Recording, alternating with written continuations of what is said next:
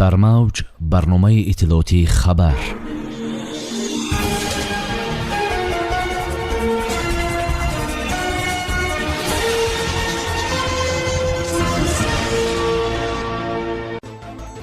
шиносоии раисон бо сохтмони хонаҳо барои осебдидагон аз офати табиию даргирии марзӣ. душанбе бо Тошканд роҳи тоҷикистонёнро осон мекунад. ҳунарпешаи ҷавони тоҷик дар ҷашнвораи филмҳо дар Итолиё беҳтарин дониста шуд. зинда монд, муҳоҷир аз ошонаи 12 сарозер шуд.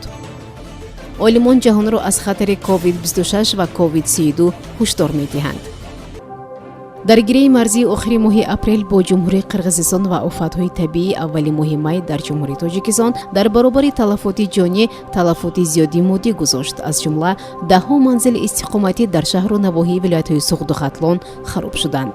дар аксари хонаҳои истиқоматии навбунёд дар Исфара айни замон корҳои бомбпӯшкунӣ ҷараён дорад. дафтари матбуотии ҳукумати вилояти Суғд изҳор дошт ки хонаҳоро дар зудтарин фурсат ба осебдидагон месупоранд.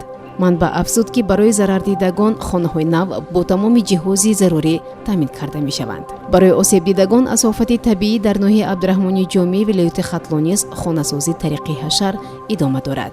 барои сохтмони хонаҳо ба осебдидагон ихтиёриён аз навоҳии гуногуни вилояти Хатлон кӯмак мекунанд. вазири нақлиёти Тоҷикистон Азим Иброҳим дар душанбе бо муовини вазири нақлиёти Ӯзбекистон Абдусамад Мӯъминов дидор ва мулоқот кард. хабар медиҳад хадамоти матбуоти вазорати нақлиёти Ӯзбекистон. дар ҷараёни музокироти дуҷониба вазирон масъалаҳои гуногуни рушди муносибатҳои нақлиётӣ ва транзитии байни Тошканд ва Душанберо баррасӣ карданд, омадааст дар хабарнома. онҳо имконоти такмили ҳамлу нақли бор ва мусофирон, инчунин транзити байналмилалӣ ва тавассути кишварҳоро баррасӣ карданд. ғайр аз ин мақомоти Ӯзбекистон ва Тоҷикистон имкони фаъол кардани хатсайрҳои нақлиёти автомобилӣ тавассути Тоҷикистон ва Чинро баррасӣ карданд.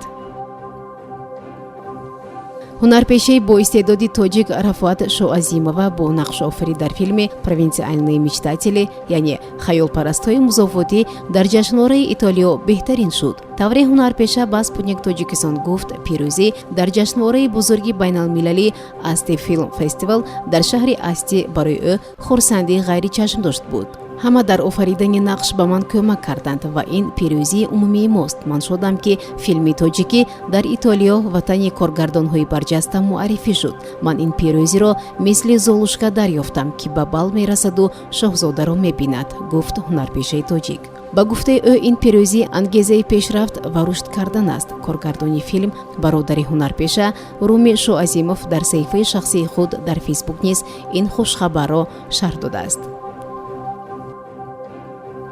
дар шаҳри Санкт-Петербург як муҳоҷир аз ошёнаи 12 бинои сохтмонӣ ба замин сарозер шуд, менависад Питер ТВ. ба иттилои манбаъ ҳодисаи нохуш дар хиёбони Московский рух додааст. маълум аст ки муҳоҷир 26 сол дорад ва феълан дар яке аз беморхонаҳои ин шаҳр бистарӣ аст.